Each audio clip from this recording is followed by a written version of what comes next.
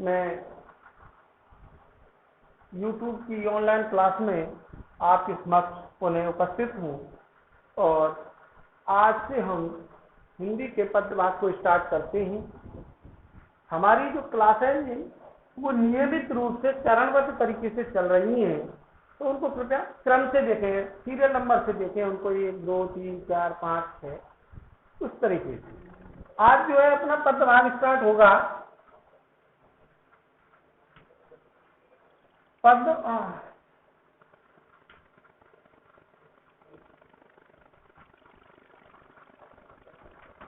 तो पदभाग को अपन जैसे स्टार्ट करेंगे तो इसको अपन क्या करते हैं, पदभाग में अपने में 9 पार्ट है, 9, 1 से 9।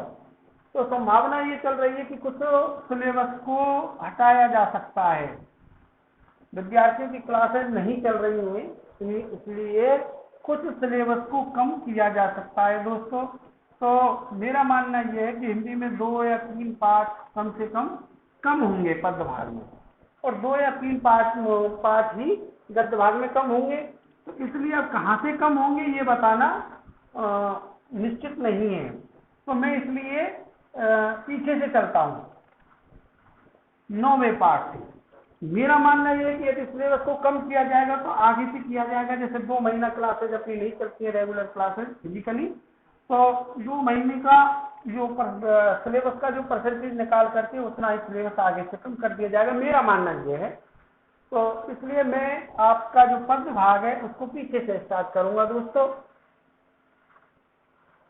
जिससे कोई समस्या नहीं आए। तो सबसे पहले आज अपन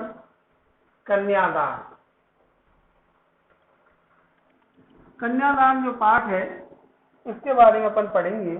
इसके लेखक हैं कौन? ऋतुराज।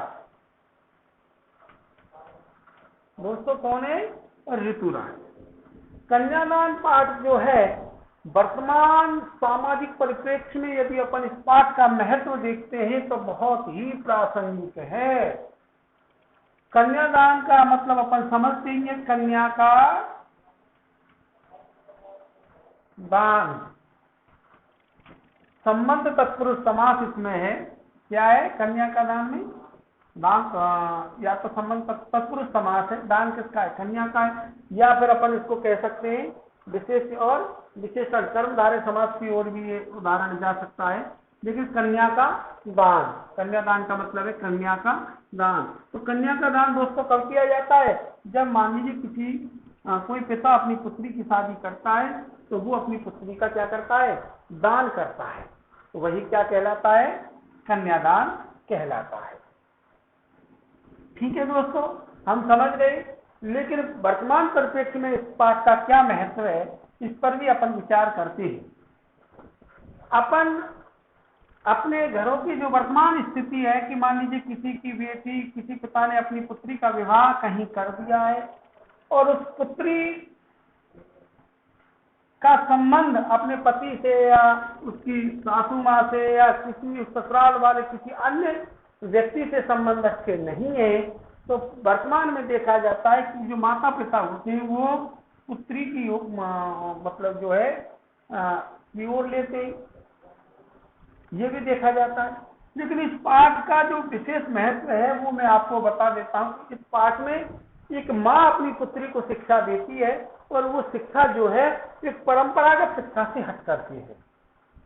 परंपरागत शिक्षा ये होती है कि जब अपन अपनी पुत्री को अपनी पुत्री का जब कोई माँ विवाह करती है और जब वो विदा होती है तो माँ उसको क्या शिक्षा देती है? यही देती है कि बेटी अब तो दूसरे घर में जा रही है, वहां जो तेरी सासू है उसको माँ के समान समझना, पति को ईश्वर समझना, भगवान समझना, ससुर को पिता समझना, इस प्रकार की वो शिक्षाएं देती हैं। लेकिन यहाँ माँ ने अपनी पुत्री को जो शिक्षा दी है वो इस परंपरागत शिक्षा से हट करके है।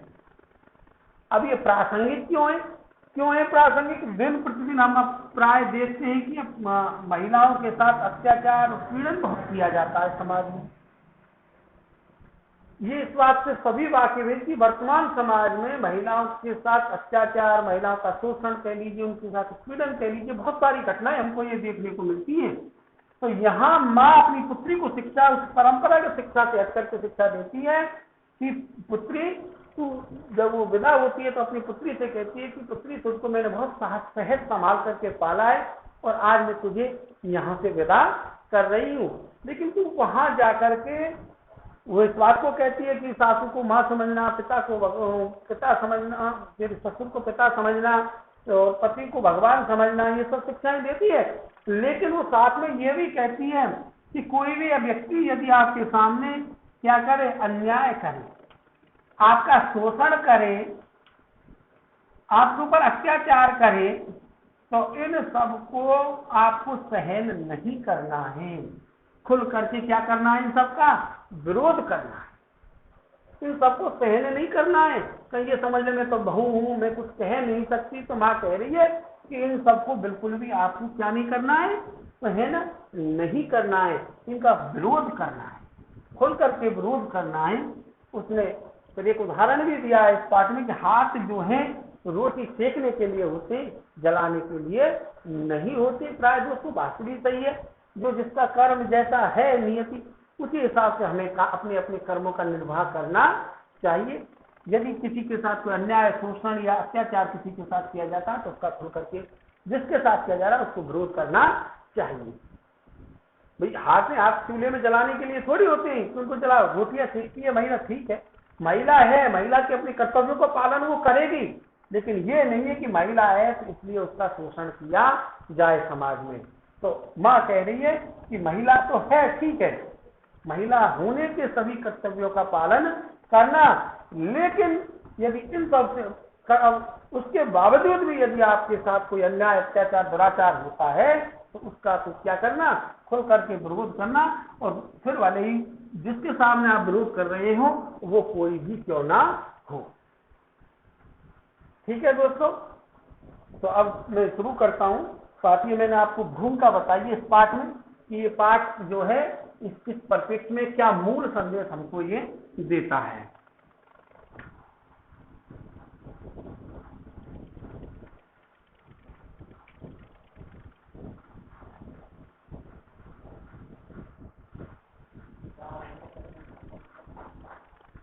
ऋतुराज का जन्म 10 फरवरी सन 1940 को भरतपुर में हुआ। राजस्थान विश्वविद्यालय जयपुर से उन्होंने अंग्रेजी में एमए किया। 40 वर्षों तक अंग्रेजी साहित्य के अध्यापन के बाद अब सेवानिवृत्त होकर वे जयपुर में रहते हैं। तो ऋतुराज का जो जन्म हुआ था वो कहाँ हुआ था दोस्तों, भरतपुर में हुआ, अपने ही जिले से संबंधित ही। उसके बाद उन्होंने राजस्थान विश्वविद्यालय जयपुर से क्या किया है, बीए की, एमए किया, 40 वर्षों तक अंग्रेजी साहित्य का अध्यापन किया और सेवानिवृत्त होकर के ये कहाँ रह रहे हैं, वर्तमान में जयपुर में रह रहे हैं। उनके अब तक 8 कविता संग्रह प्रकाशित हो चुके हैं, जिनमें एक मरण धर्मा और अन्य, पुल पर पानी, सुरत निरत और लीला मुखारविंद प्रमुख हैं। उन्हें सोमदत्त, परिमल सम्मान, मीरा पुरस्कार, पहल सम्मान तथा बिहारी पुरस्कार भी मिल चुके हैं। किसको, ऋतुराज को, जिसने ये पाठ लिखा है क्या, कन्यादान। अब दोस्तों देखो, ऋतुराज ने ये पाठ लिखा है तो इनके मन में कहीं ना कहीं कोई पीड़ा समाई है इनके हृदय में कि महिलाओं के साथ अत्याचार होता है, उनका शोषण होता है। तभी तो उन्होंने ऐसी शिक्षा देने का प्रयास किया, इस समाज को संदेश देने का प्रयास किया है कि महिलाओं को कभी भी अत्याचार, दुराचार का सामना मतलब सहन नहीं करना चाहिए, बल्कि उनका सामना करना चाहिए। मुख्य धारा से अलग समाज के हाशिए के लोगों की चिंताओं को ऋतुराज ने अपने लेखन का विषय बनाया है। उनकी कविताओं में दैनिक जीवन के अनुभवों का यथार्थ है और वे अपने आसपास की रोजमर्रा में घटित होने वाले सामाजिक विसंगतियों और विडंबनाओं पर गहरी निगाह डालते हैं। यही कारण है कि उनकी भाषा अपने परिवेश और लोक जीवन से जुड़ी हुई है। अब पाठ का परिचय दोस्तों, पाठ परिचय को बहुत गहनता से हमें देखना चाहिए। पाठ का जो पूरा निचोड़ जो होता है, जो मूल बातें जो पाठ के अंदर होती है, वो सभी हमें यहाँ मिल जाती हैं। कन्यादान कविता में माँ बेटी को स्त्री के परंपरागत आदर्श रूप से हटकर सीख दे रही है। परंपरागत शिक्षाएं क्या है वो भी मैंने आपको बताई थी। उन परंपरागत शिक्षाओं से हटकर के माँ अपनी पुत्री को शिक्षा दे रही है। कवि का मानना है कि समाज व्यवस्था द्वारा स्त्रियों के लिए आचरण संबंधी प्रतिमान गढ़ लिए जाते हैं, वे आदर्श के मुखौटे के बंधन होते हैं। ये हमारे समाज में ये अनेक प्रकार के ऐसे बंधन गढ़ लिए जाते हैं कि इस काम को यही करेगा, इसको यही करेगा, इसको यही करेगा। तो स्त्रियों पर हमने बहुत सारे बोझ ऐसे लाद दिए समाज ने, जिनके तले वो महिलाएं जो है बेचारी दबी हुई रहती है।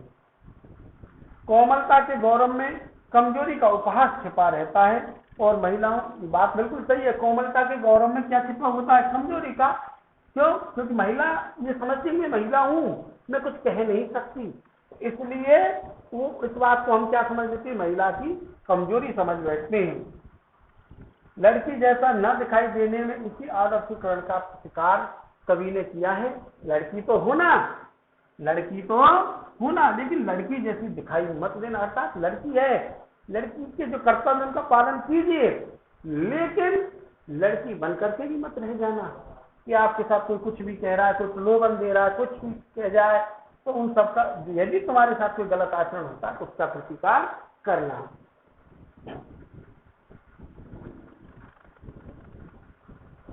बेटी माँ के सबसे निकट और उसके सुख दुख की सहेली होती है, इसी कारण उसे अंतिम पूंजी कहा गया। माँ ने अपनी पुत्री को अपनी क्या कहा है? अंतिम पूंजी कहा है। सबसे बड़ी पूंजी अंतिम पूंजी होती है, और माँ ने अपनी अंतिम पूंजी किसे कहा है? पुत्री को कहा है। किसको कहा है? माँ ने अंतिम पूंजी किसको कहा है? पुत्री को। ये इसके सबसे निकट की साथी होती है, जिससे माँ जो है अपनी पुत्री के साथ सुख दुख सभी तरह का व्यवहार, सभी तरीके की बातों को शेयर कर लेती है। कविता में कोरी भावुकता नहीं, बल्कि माँ के संचित अनुभवों की पीड़ा की व्याख्या की गई है। दोस्तों, जब माँ अपनी पुत्री को जो शिक्षा दे रही है, वो शिक्षा इसलिए दे रही है कि उसके साथ कुछ गलत घटित हुआ होगा, उसने समाज में रहकर कुछ अनुभव ऐसे प्राप्त किए कि जिससे वो मजबूर हो गई अपनी पुत्री को ऐसी शिक्षा देने के लिए। कैसी शिक्षा? परंपरागत शिक्षा से हट करके एक नई शिक्षा देने के लिए माँ बाध्य हो गई।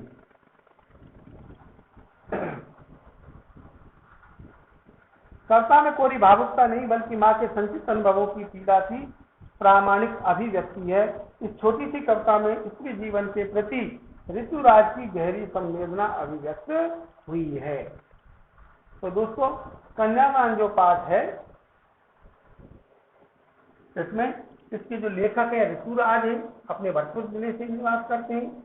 माँ ने अपनी पुत्री को शिक्षा दी है विदा करते समय, और वो शिक्षा कैसी है? परंपरागत शिक्षा से हट करके है, एक नई शिक्षा देने का प्रयास किया। और उसने कहा है कि लड़की तो होना, लेकिन लड़की जैसे दिखाई मत देना। मतलब साफ है कि लड़की होने की समस्त करो, अपने जो दायित्व है उनका पालन करो, लेकिन लड़की को कमजोर समझना ये हमारी भूल है। ऐसा कभी भी, यानी कहने का मतलब उसका ये कि तुम्हारे साथ या तुम्हारे सामने कुछ गलत होता है तो उसका हमें क्या करना चाहिए? विरोध करना चाहिए। ठीक है दोस्तों, माँ ने अंतिम पूंजी अपनी पुत्री को कहा है, क्योंकि माँ का जो सबसे निकट जो मित्र होता है वो उसकी बेटी ही होती है।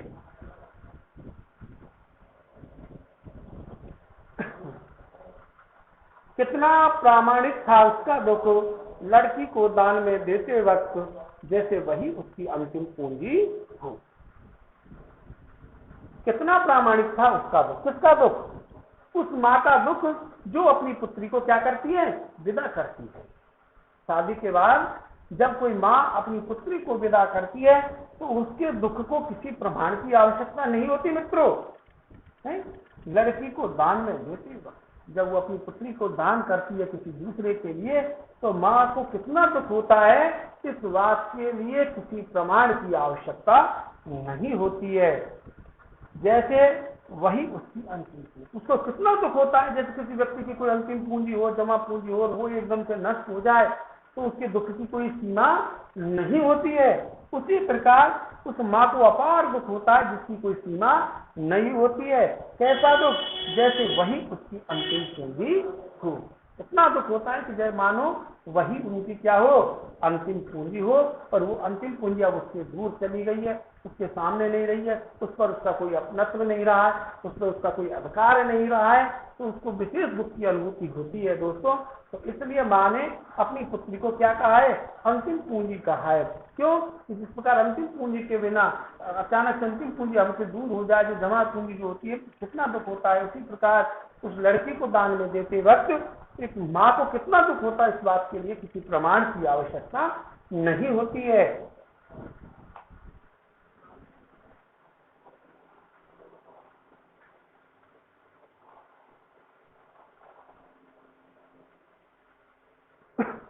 तो कितना प्रामाणिक था उसका दुख लड़की को दान में देते वक्त, जैसे वही उसकी अंतिम पूंजी हो। तो जब एक माँ अपनी पुत्री को जब किसी दूसरे के लिए दान में देती है तो उसको कितनी दुख की अनुभूति होती है, उस बात के लिए किसी प्रमाण की आवश्यकता नहीं होती, क्योंकि सभी जानते कि उसको बहुत असीमित दुख होता है। कितना दुख होता है? जैसे वही उसकी अंतिम पूंजी हो, उस अंतिम पूंजी के बराबर उसको दुख होता है। ठीक है दोस्तों, आगे की इस पार्ट की जो आगे की जो क्लास रहेगी वो नेक्स्ट पार्ट में डिवाइड कर दी जाएगी। धन्यवाद।